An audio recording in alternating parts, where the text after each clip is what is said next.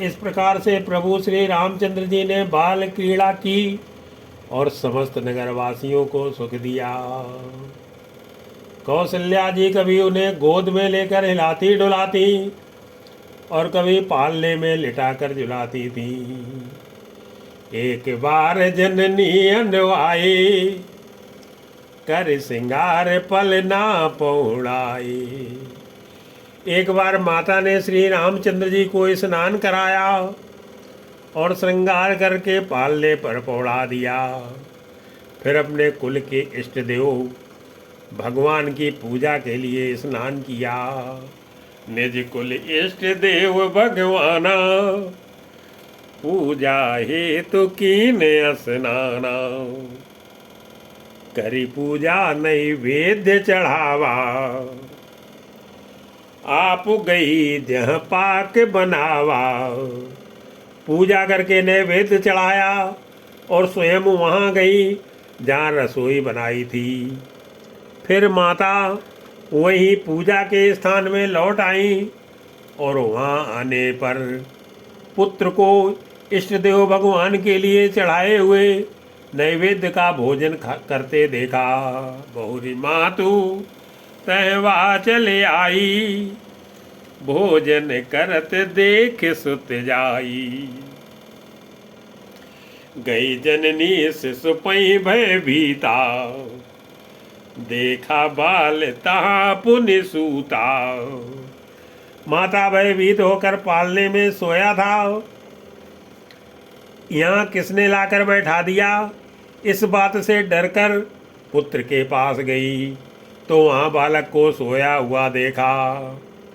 फिर पूजा स्थान में लौट कर देखा कि वही पुत्र वहाँ भोजन कर रहा है। उनके हृदय में कंप होने लगा और मन को धीरज नहीं होता।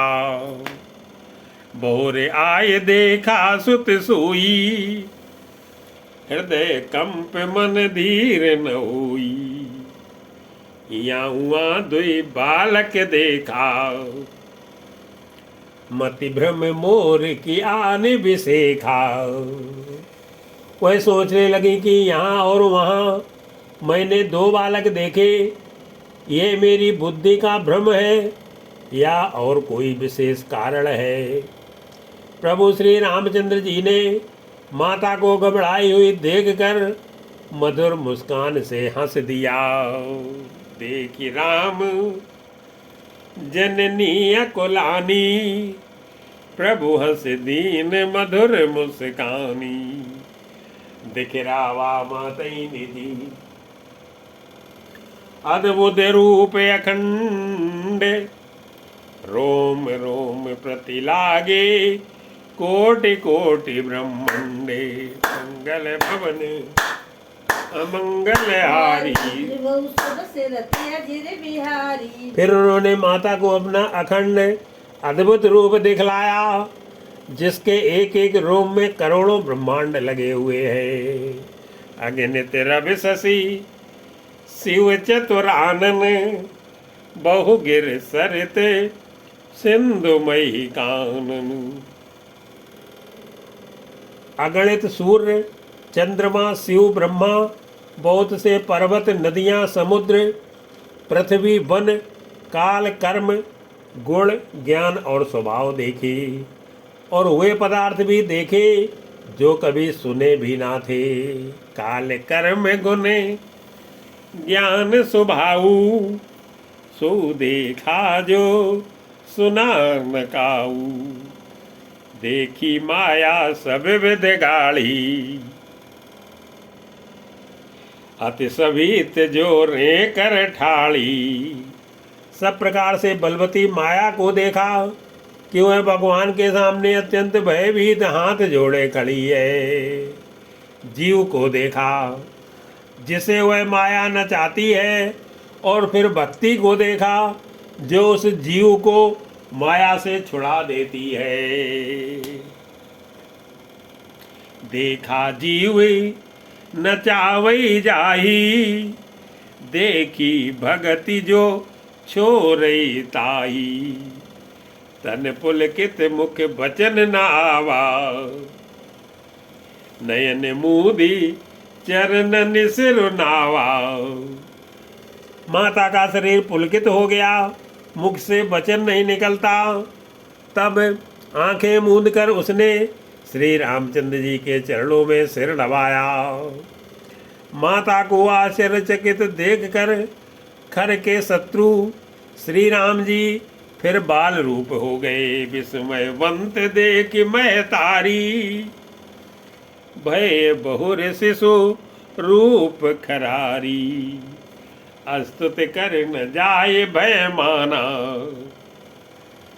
जगत पिता में सुत कर जाना। माता से स्तुति भी नहीं की जाती। वह डर गई कि मैंने जगत पिता परमात्मा को पुत्र करके जाना। श्री हरि ने माता को बहुत प्रकार से समझाया और कहा, हे माता सुनो, यह बात कहीं पर कहना नहीं। हरि जननी बहुविध समुझाई, ये जनि कतहु कैसे सुन माई। बार बार कौशल्या विनय करई कर जोरी। अब जन कबहू व्यापे प्रभु मोहि माया तोरी। मंगल भवन कौशल्या जी बार बार हाथ जोड़कर विनय करती हैं कि हे प्रभु, मुझे आपकी माया अब कभी ना व्यापे। बाल चरित हरि बहुविध कीना, अति आनंद दासन के दीना। भगवान ने बहुत प्रकार से बाल लीलाएं की और अपने सेवकों को अत्यंत आनंद दिया। कुछ समय बीतने पर चारों भाई बड़े होकर कुटुंबियों को सुख देने वाले हुए। कछुक काले बीते सब भाई, बड़े भये परिजन सुखदाई। चूड़ा करने कीन गुर जाई, विप्रन पुण्य दक्षिणा बहु पाई। तब गुरुजी ने जाकर चूड़ा कर्म संस्कार किया। ब्राह्मणों ने फिर बहुत सी दक्षिणा पाई। चारों सुंदर राजकुमार बड़े ही मनोहर अपार चरित्र करते फिरते थे। परम मनोहर चरित अपारा, करत फिरत चारियु सुकुमारा। मन क्रम बचन अगोचर जोई, दशरथ अजर विचर प्रभु सोई। जो मन वचन और कर्म से अगोचर है, वही प्रभु दशरथ जी के आंगन में विचर रहे हैं। भोजन करने के समय जब राजा बुलाते हैं, तब वे अपने बाल सखाओं के समाज को छोड़कर नहीं आते। भोजन करत बोल जब राजा, नहीं आवत तजी बाल समाजा। कौशल्या जब बोलन जाई, ठुमुक ठुमुक प्रभु चलई पर आई। कौशल्या जी जब बुलाने जाती हैं, तब प्रभु ठुमुक ठुमुक भाग जाते हैं। जिनका वेद नेति इतना ही नहीं कहकर निरूपण करते हैं, और शिव जी ने जिनका अंत नहीं पाया, माता उन्हें हठपूर्वक पकड़ने के लिए दौड़ती हैं। निगम नेति शिव अंत न पावा, ताई धरे जननी हठ धावा। दूसर दूर भरे तनु आए, भूपति बियसी गोद बैठाई। वे शरीर में धूल लपेटे हुए आए और राजा ने हंसकर उन्हें गोद में बैठा लिया। भोजन करत चपल चिति, इते उते अवसर पाई। भाजी चले किलकत मुखे, दधियोदन लपटाई। मंगल भवन अमंगल हारी। भोजन करते हैं पर चित्त चंचल है। अवसर पाकर मुंह में दही भात लपटाए किलकारी मारते हुए इधर उधर भाग जाते हैं। भाल चरित अति सरल सुहाए, सारद शेष शंभु श्रुति गाई। श्री रामचंद्र जी की बहुत सी सरल, भोली और सुंदर मन भावनी बाल लीलाओं का सरस्वती शेष जी और शिव जी और वेदों ने गान किया है। जिनका मन इन लीलाओं में अनुरक्त नहीं हुआ, विधाता ने उन मनुष्यों को वंचित कर दिया, नितांत भाग्यहीन बनाया। भय कुमार जब वही सब भ्राता, दीन जनेऊ गुरु पितु माता। जो ये सब भाई कुमारावस्था में हुए, तो ही गुरु पिता और माता ने उनका यज्ञोपवीत संस्कार कर दिया। श्री रघुनाथ जी भाइयों सहित गुरु के घर में विद्या पढ़ने गए और थोड़े ही समय में उनको सब विद्याएं आ गईं। गुरु गृह गए पढ़न रघुराई, अल्प काल विद्या सब आई। जाकी सहज श्वास श्रुति चारी, सो हरि पढ़े कौतुक भारी। चारों वेद जिनके स्वाभाविक श्वास हैं, वे भगवान पढ़े, ये बड़ा कौतुक अचरज है। चारों भाई विद्या विनय गुण और शील में बड़े निपुण हैं और सब राजाओं की लीलाओं के ही खेल खेलते हैं। विद्या विनय निपुण गुणशीला, खेलई खेल सकल नृप लीला।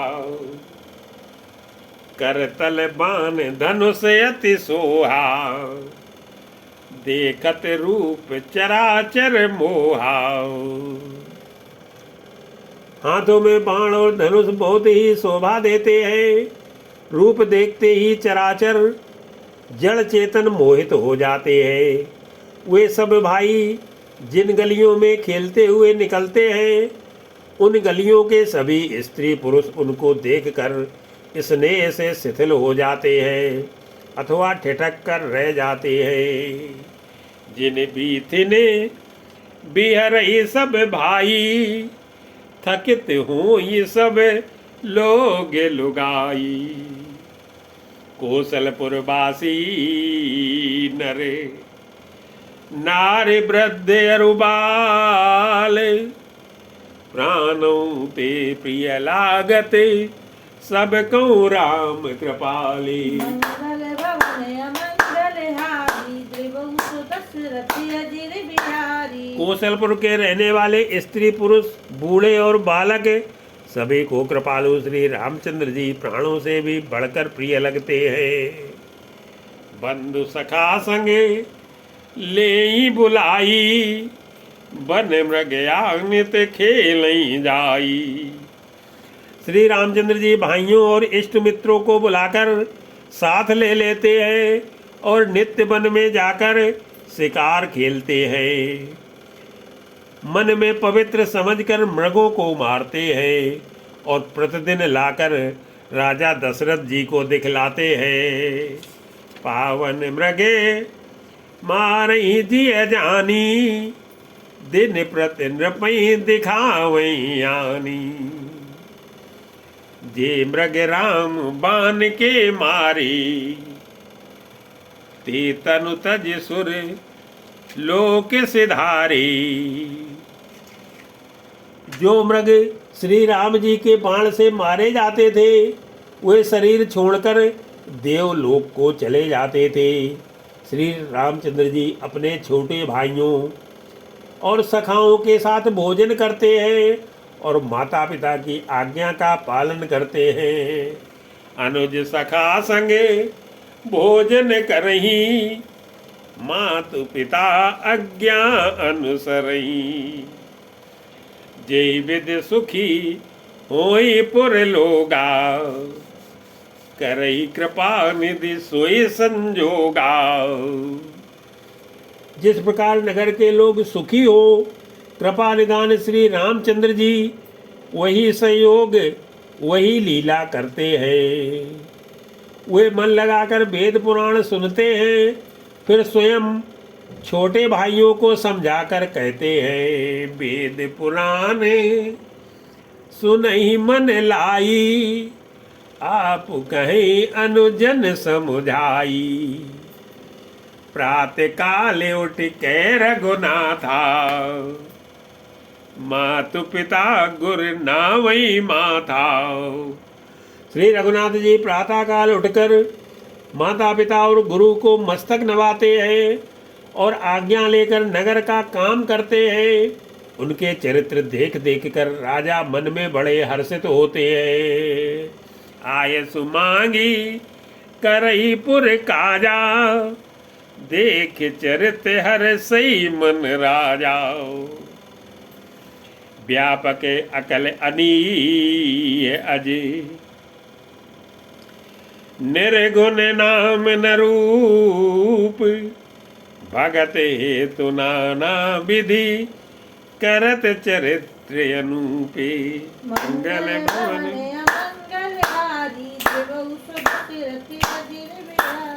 जो व्यापक अकल, इच्छा रहित, अजन्मा और निर्गुण है, तथा जिनका ना नाम है ना रूप, वही भगवान भक्तों के लिए नाना प्रकार के अलौकिक चरित्र करते हैं। यह सब चरित्र कहा मैं गाई, आगिल कथा सुनो मन लाई।